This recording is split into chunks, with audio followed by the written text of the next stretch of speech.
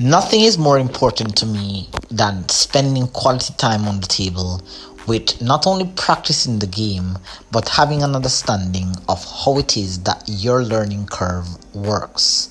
What's most important about practicing is the information you get and you're able to note and decode after a practice session. Now, a practice session is not always going to go according to the books or according to the plan. You're not always going to break and run. You're not always going to make all the shots. You're not going to be able to bank, kick, and jump every shot. But what you're going to learn from practicing is that the information gathered is what you're going to be then using to go forward into the future, where you can give even better performances than your last encounter. Hey guys, what's up everyone? Welcome back again to another video tutorial from the Apex Predator Billiards Training Club. My name is Apex Adenio, your aspiring professional pool player and pool instructor straight out of the small island of Jamaica. Now on my channel, I do offer a wide variety of lessons here offered on the channel. Primarily, I focus and I'm fascinated with the aspect of the game to which we call kicking. But of course, you have to be able to, in order for me to become the most complete pool player in my country, and even the most complete pool player in any arena that I land in, I'm gonna have to be able to assess and decode mistakes made during my practice sessions. And so I'm going to be walking you through various racks, as you would have seen in rack number 1, rack number 2 and 3. Different things came from those racks, and we're just building up and becoming better and stronger. So do not forget to hit the subscribe button below, guys. Stay tuned daily and weekly for various tutorial lessons that can help you in building your game through practicing with consistency, precision, accuracy, and control. So let's dive right into this rack, where we're going to be trying to learn some more new knowledge here. Now, starting off with the break shot here, as you can see here, that the primary aim here is to try to control that cue ball anywhere towards the center of the table.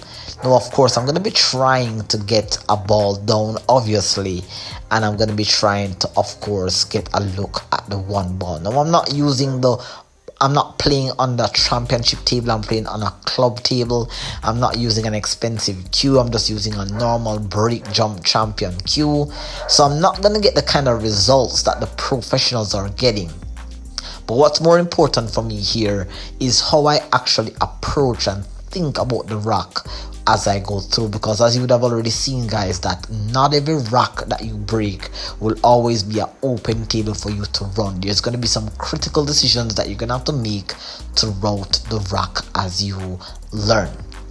Now here I got 1, 2, 3, 4, 5, 6, 7, 8. I got a ball down. I'm not sure which one it is. I see 1, 2, 3, 4. I believe I got the 4 ball down, and I now have a really tricky look here at the 1. Now I like how this 1 ball was pocketed, because I don't have a full pocket. I'm aiming the 1 slightly past the 7. In order for me to get this down, I have to be pinpoint precise with how I'm aiming. Now I do apologize for the position of the camera, because you're not going to be able to see the 1 ball going down smoothly, but obviously the 1 ball disappeared, so it was potted quite nicely. Now notice my back arm here, how smooth and relaxed it is. And after potting that 1, I really got something down in my mental. It got me really comfortable with how I'm about to approach this rack here.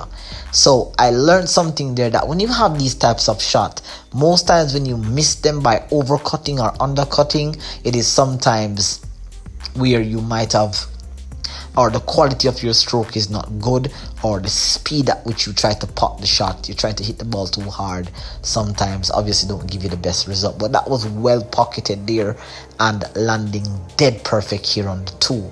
Now the tricky part of this rack here is not even potting the 2 or getting back onto the 3, but it's how to get back from the 3 to the 5, because that 5 ball, I'm not even 100% certain. Does it go clearly past the 8 and the 9?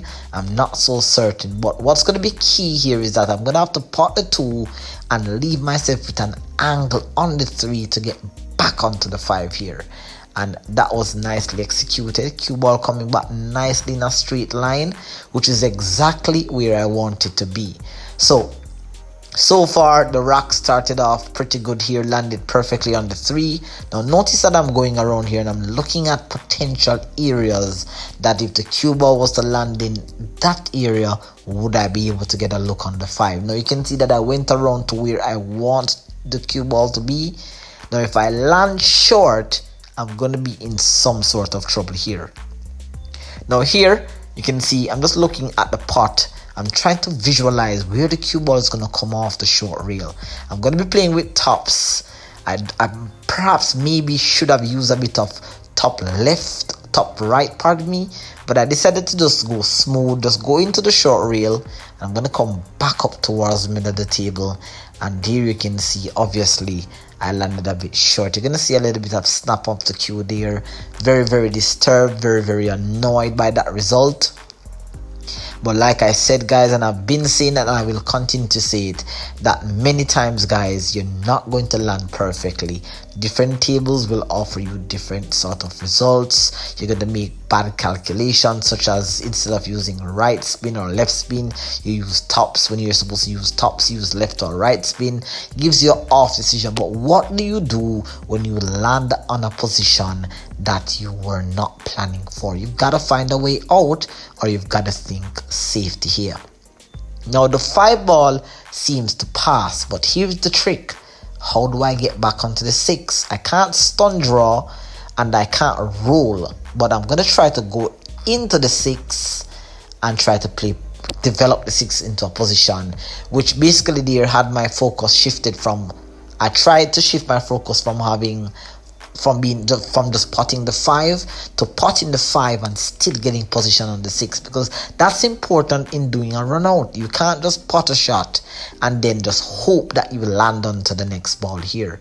So that there missed the 5 ball badly, but I didn't leave my opponent any shot. My opponent now lands in a tricky position here, and notice now that I'm looking at kicking at the 5 ball. Now this is a very easy kick. Please check out the link that is pinned in the description box below. You will learn how to be a little bit more accurate on these types of kick. Now, I was very, very fortunate with the results that you're about to see. Notice that I did a quick little calculation there. You would have seen the video replay of what was happening in that lesson. Check that video out. Pretty good video. And I got a good hit there on the 5. And fortunately, as I said, with the result, my intent was not to snooker my opponent behind the 9. It was just to pot the 5 and land on the 6. I almost got the pot on the 5. I land on the 6, but I missed the 5. And look at where I landed here. The cue ball is wedged up against the 9.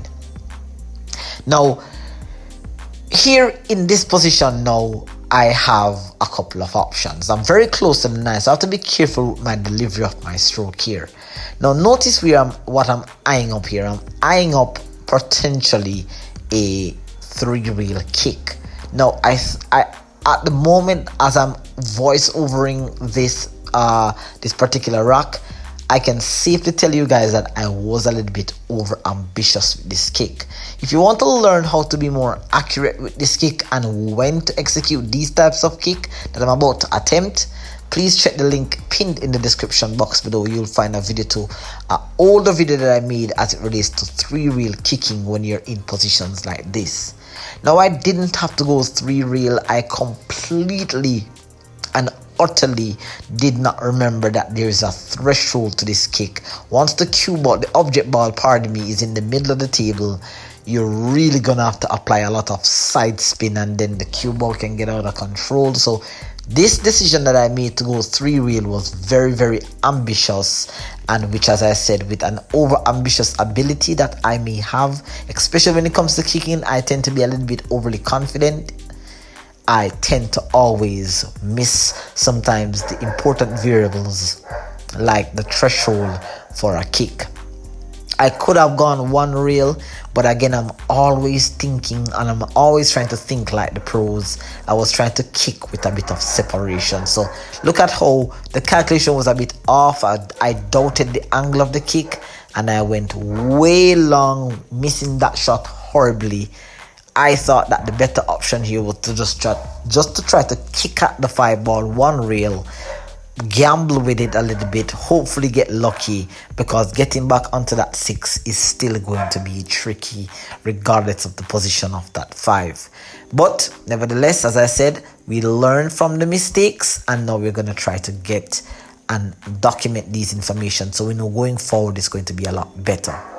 Now here is another positional blunder. Now this is something that I've learned a while back from Tor Lori, but I also learned it recently. I was reminded of this system recently, where you learn how to drive the cue ball into a rail for position. Now I definitely miscalculated the incoming angle, and so the incoming angle there, I was trying to land in line with the 6 for a cut, but the speed was wrong, and also I tried to come a little bit close to my work, which again, as I said, is a huge blunder, leaving myself with no shot, where I'm gonna have to try to do something out of the ordinary. I'm gonna have to try to do one of those heroic shots where you bank and get lucky, or I guess, as I said, being in this position, especially if you're playing in a match, there's no pressure being applied here at the moment, because this is a very calm session where I'm just learning from my mistakes. But when you're in this position in a match and you do that, your opponent most likely is going to devour you and make you a meal ticket. So we don't want that, guys. I want you to learn from these errors that I make. These are genuine mistakes that I make during my live practice sessions. And I definitely want you guys to understand that when you're practicing, it's not always going to go according to plan. But what you can do is that when you make these mistakes, document these mistakes and go back to the practice table, work on these little areas, and so going forward in future matches, you can be more effective and efficient with winning more rocks there.